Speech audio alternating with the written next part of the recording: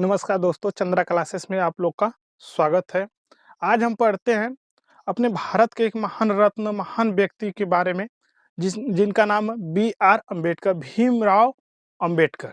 ठीक, इनके बारे में, इनकी पूरी जीवनी व कथा इनकी पढ़ते हैं, जीवन कथाएं जो भी इनके पढ़ते हैं, जो इनका क्रियाकलाप जन्म से लेकर मृत्यु तक, इनके ऊपर कितनी घटनाएं घटी और इन्होंने अपने जिंदगी में कितनी सफलता अर्जित की, इनके बारे में हम लोग आज जानते हैं इस वीडियो में।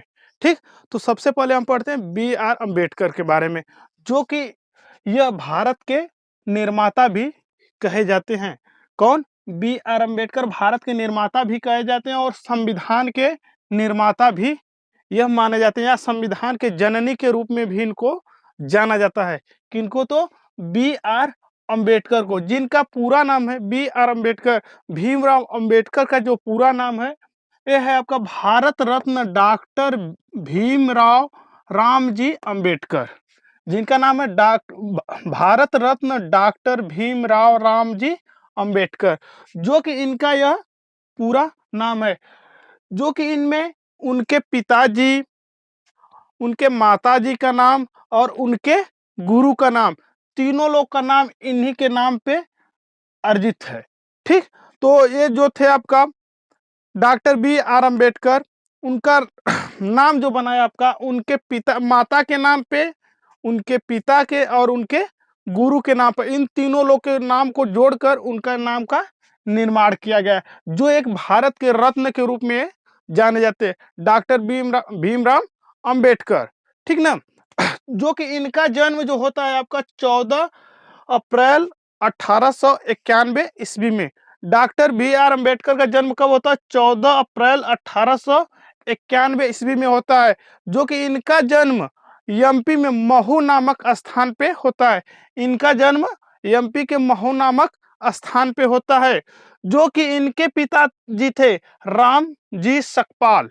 जो इनके पिता रामजी सकपाल जो थे, वो ब्रिटिश ईस्ट इंडिया कंपनी की आर्मी में सूबेदार पद पे रहा करते थे।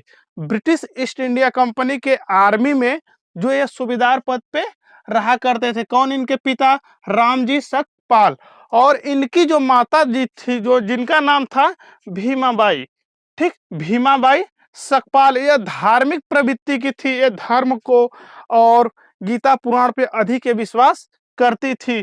कौन? तो भीमाबाई सकपाल, जो कि बी.आर. अम्बेडकर, ठीक, जो कि बी.आर. अम्बेडकर जी थे, उनका जो विवाह हुआ था, या उनकी पत्नी थी रामाबाई, उनकी पत्नी थी रामाबाई, और उनकी माता कौन थी? तो भीमाबाई सकपाल, और पत्नी थी रामाबाई।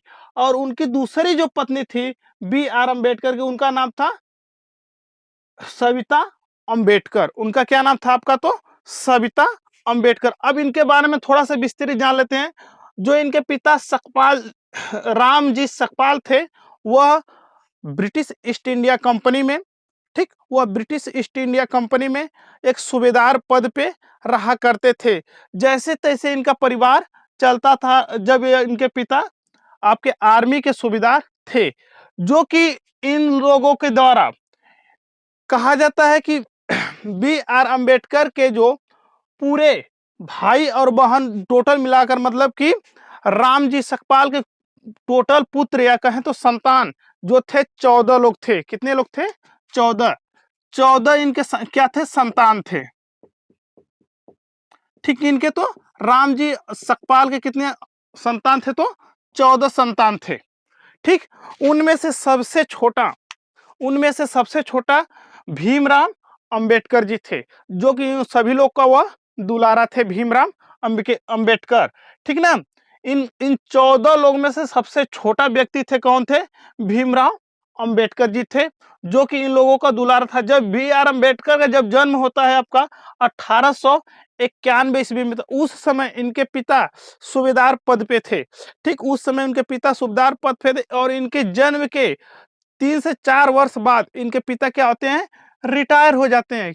ठीक, इनके पिता रिटायर हो जाते हैं, जो कि अपने पिता का जो अच्छा परवरिश था, जो रुपया पैसा की कमी नहीं होने वाली थी, वह मात्र कितने वर्ष थी? तो 3 वर्ष थी, और उनका सुख वह परिपूर्ण रूप से उठा नहीं पाए।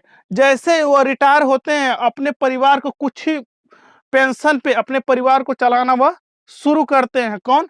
रामजी सकपाल, जो कि इनके जन्म के कुछ दिन बाद ही, भीमराव अंबेडकर के जन्म के कुछ दिन बाद ही इनकी माता की मृत्यु हो जाती है।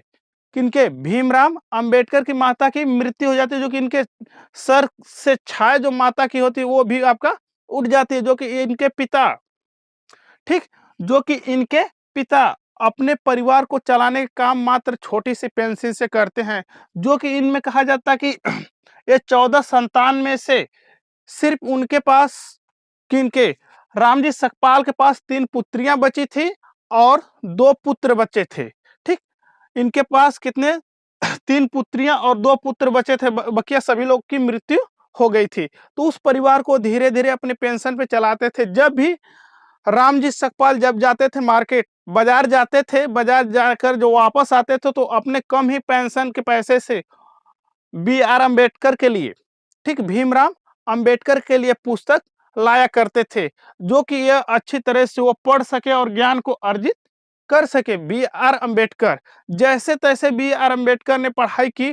पढ़ाई करते हुए अपने प्राथमिक शिक्षा को उन्होंने ग्रहण किया। ग्रहण करने के बाद इनके मन में एक बहुत छोटे ही थे बी आर अम्बेडकर, जब प्राथमिक शिक्षा ग्रहण कर रहे थे तभी इनके साथ एक छोटी सी घटना घटी। जैसे कि वह जब अपने परिवार में रहते थे, ठीक, जैसे वो अपने परिवार में रहते थे, परिवार में रहते रहते अपने क्या हुआ कि उनका जो परिवार से जी था वो उब गया और अपनी दादी के पोटली को, पोटली मतलब होता है कि जो जिसमें पैसा लोग रखते थे, कपड़े का बना होता था, उस पोटली को उन्होंने चुरा लिया।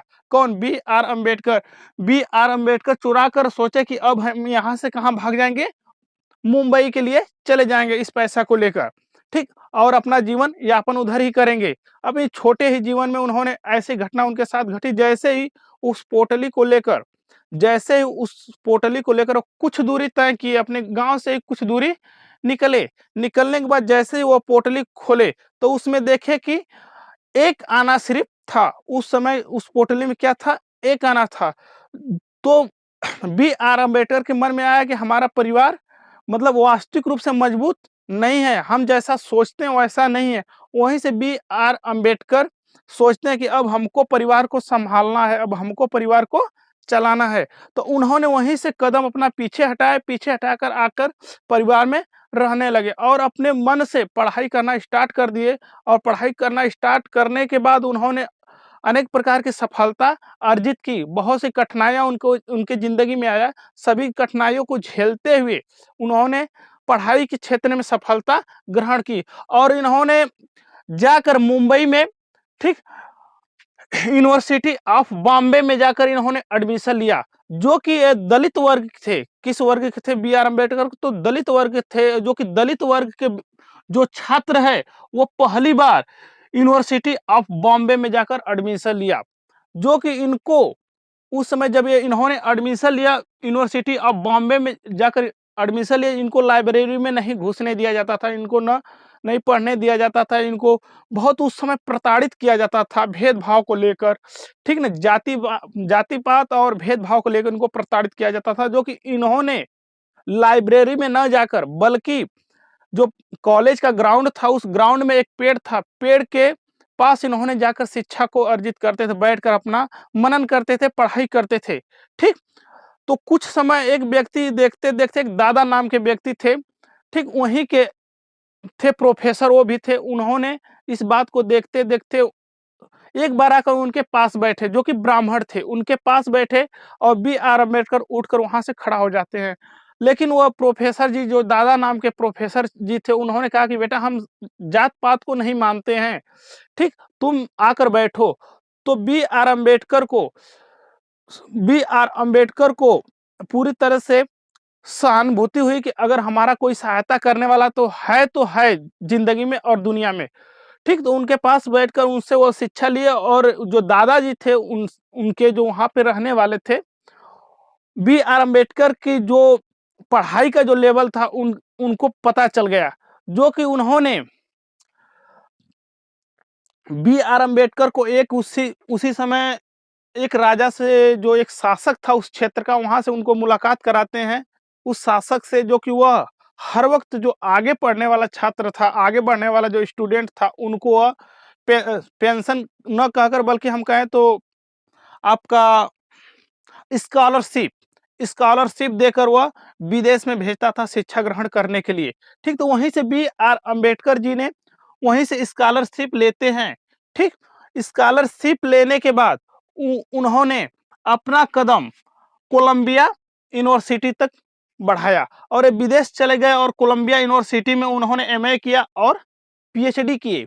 ठीक, उसी उसी राजशाही शासक जो था वहाँ का, उन्हीं के जो स्कॉलरशिप के माध्यम से कोलंबिया यूनिवर्सिटी में एडमिशन कर कर उन्होंने शिक्षा ग्रहण की और लंदन में जाकर, लंदन स्कूल ऑफ इकोनॉमिक में जाकर, ठीक, मास्टर साइंस और डॉक्टर साइंस की डिग्री इन्होंने ग्रहण की।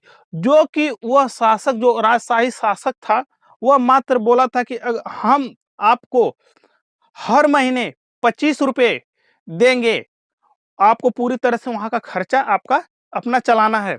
तो उस छोटे से खर्चे को लेकर वह बी आर अम्बेडकर यहाँ पे पहुँच जाते हैं, जो कि कुछ समय बाद जो रुपया था उसका अवमूल्यन हुआ, जो कि पूरी तरह से उनका खर्चा हुआ चल नहीं पाता था 25 रुपए में, जो कि जैसे-तैसे बी आर अम्बेडकर अपने को मैनेज करते हुए पूरी तरह से खर्चा पूरा कर उन्होंने बै बैरिस्टर की पढ़ाई, बैरिस्टर ऑफ लॉ जिसे कहते हैं वकील, वकालत की उन्होंने पढ़ाई कर ठीक ना, बी आर अम्बेडकर जैसे ही वकालत की पढ़ाई करते हैं, फिर वहीं से वापस भारत के लिए चलते हैं, जो कि इनका सबसे एक प्रिय मित्र था, जो कि उनका नाम था नवल। ठीक, एक पारसी था, जो कि बी आर अम्बेडकर का बहुत वह सहायता किया था। नवल नामक जो पारसी था, जो बी आर अम्बेडकर को बहुत अच्छी तरह से वह सहायता किया था, हर वक्त इनको कठिनाइयों से बाहर निकाला करता था। कौन? बी आर सॉरी नवल, जो पारसी था, जो कि जब वहां से छोड़कर आते हैं उस पारसी को, तो पारसी बहुत रोता है, बहुत अपने आप को दुख फील करता है। फिर भी बी आर अम्बेडकर वहां से वापस आते हैं लंदन से, जो कि लंदन में पूरी तरह से घूमे हुए थे, क्योंकि वहां पे उन्होंने एमएससी और डीएससी की डिग्री ग्रहण की थी। मास्टर ऑफ साइंस और डॉक्टर ऑफ साइंस की इन्होंने डिग्री ग्रहण करने के बाद 1917 में आए थे। जिस जानते हैं कि 1917 में जो विश्व युद्ध चल रहा था, जिस जहाज से वह आने वाले थे, जिस पानी के जहाज से वह इंडिया आने वाले थे बी आर अम्बेडकर, उसी जहाज को पनडुब्बी द्वारा मारकर डुबा दिया जाता है, जो कि उस समय लोग कहे कि बी आर अम्बेडकर की मृत्यु हो गई। उनकी जिस जहाज पे वो आ रहे थे वह जहाज डूब चुकी है, लेकिन ऐसा नहीं हुआ। कुछ टेक्निकल खराबी होने के कारण, मैकेनिकल खराबी होने के कारण उस जहाज में सवार न होकर बी आर अम्बेडकर उस जहाज में सवार न होकर किसी दूसरे जहाज में सवार हो जाते हैं और उस जहाज में अपनी जो जितनी भी पुस्तकें लिखे थे उस पुस्तकों को उस जहाज में लाद देते हैं, जो कि प्रथम विश्व युद्ध में उस जहाज को मारकर डुबा दिया जाता है, जिसमें उनकी पूरी किताब थी, जो हिस्ट्री अपना लिखे थे पूरी किताब, वह उस जहाज में डूब जाती है। लेकिन बी आर अम्बेडकर दूसरे जहाज से आते हैं, वो पूरी तरह से बच जाते हैं, सेफ आते हैं। जैसे ही वो भारत आते हैं, आने के बाद उन्होंने प्रोफेसर, जो उन्होंने कुछ समय बाद उस राजशाही जो शासक था, जो उनको हेल्प किया था आपका विदेश जाने में और वहाँ विदेश की शिक्षा ग्रहण करने में, वहाँ पे उन्होंने कुछ समय तक नौकरी करते हैं। नौकरी करने के बाद वहाँ पे भी उनको छुआछूत, जात प्रथा, ऐसी सब क्रियाएं वहाँ पे चलती है, जो कि उनका मन भरता नहीं है बी आर अम्बेडकर का। कुछ समय बाद ठीक वहाँ से उन्होंने उस नौकरी को छोड़कर मुंबई चले जाते हैं। मुंबई जाकर उन्होंने प्रोफेसर का काम करने लगे, जो कि 1918 में प्रोफेसर वो ज्वाइनिंग कर वो मुंबई विद्यालय में वहाँ पे पढ़ाने लगे। पढ़ाते-पढ़ाते कुछ समय बाद हुआ कि जब जब संविधान को बनाने के लिए संविधान सभा का गठन होने लगा, ठीक? संविधान सभा का गठन होने लगा और गठन होने के बाद वहाँ के सदस्यों की नियुक्ति, संविधान को बनाने के लिए सदस्यों की नियुक्ति की जाने लगी, तो हर जगह-जगह से आपका व्यक्ति को चुना जाने लगा, जो कि बी आर अम्बेडकर पहली बार जो मुंबई से वहाँ से खड़ा होते हैं चुनाव लड़ने के लिए, लेकिन इनको बहुत जो विरोधी दल के जो नेता थे उनका बहुत पीछा करके, बहुत प्रयास करके इनको बहुत वहाँ से हरा देते हैं। कहाँ से? मुंबई से। तो यहाँ से आपका मुंबई से बी आर अम्बेडकर हार जाते हैं। हारने के बाद जो कि यह प्रक्रिया बहुत ज़्यादा समय तक चुनाव की चलती है, तो वहाँ से हारने के बाद बी आर अम्बेडकर चले जाते हैं कोलकाता। जब ये कोलकाता जाते हैं, कोलकाता जाने के बाद वहाँ से ये खड़ा होते हैं और पूरी तरह से वहाँ से यह जीत जाते हैं। कौन? B R Ambedkar. जब वहाँ से जीत जाते हैं तो क्या होता है कि आज के डेट में जो पश्चिम बंगाल और कोलकाता जो एरिया था, कुछ ऐसा क्षेत्र था, मिडिल वाला क्षेत्र था कि जब पश्चिम बंगाल जो है बांग्लादेश जब कटा, ठीक, जब बांग्लादेश कटा तो ये कोलकाता से क्षेत्र से वो भी क्या हुआ, बांग्लादेश में चला गया। जो कि जैसे ही वो बांग्लादेश में वो कट जाता है, कटने के बाद क्या होता है कि यहाँ के जो नेता थे, क्योंकि ये अग्रणी थे, हर चीज में सलाह मशवरा आगे बढ़कर दिया करते थे। बी आर अम्बेडकर सलाह मशवरा देने में आगे बढ़कर अपना दिया करते थे, जो कि अच्छे लेवल की इनके पास डिग्री थी। जो कि कहा जाता है कि इनकी कुल कुल इनकी जो डिग्रियां थी वह 32 डिग्रियां थी। बी आर अम्बेडकर के पास कुल लगभग आपका 32 डिग्रियां थी, जो कि इनको, ठीक ना, 9 भाषाओं की पूरी तरह से ज्ञान था। इनको 9 भाषाओं की पूरी तरह से क्या था, आपका ज्ञान था। कि इनको तो बी आर अम्बेडकर को और किसी भी बात में निर्णय लेने के लिए यह अग्रणी रहा करते थे, बी आर अम्बेडकर। तो यह इनको पश्चिम बंगाल से यूं ही चुना गया। जो कि बांग्लादेश जैसे ही कटा तो पश्चिम बंगाल का जो क्षेत्र था वहां से कटकर बाहर वह निकल जाता है। जब निकलने के बाद क्या होता है कि यहाँ के जो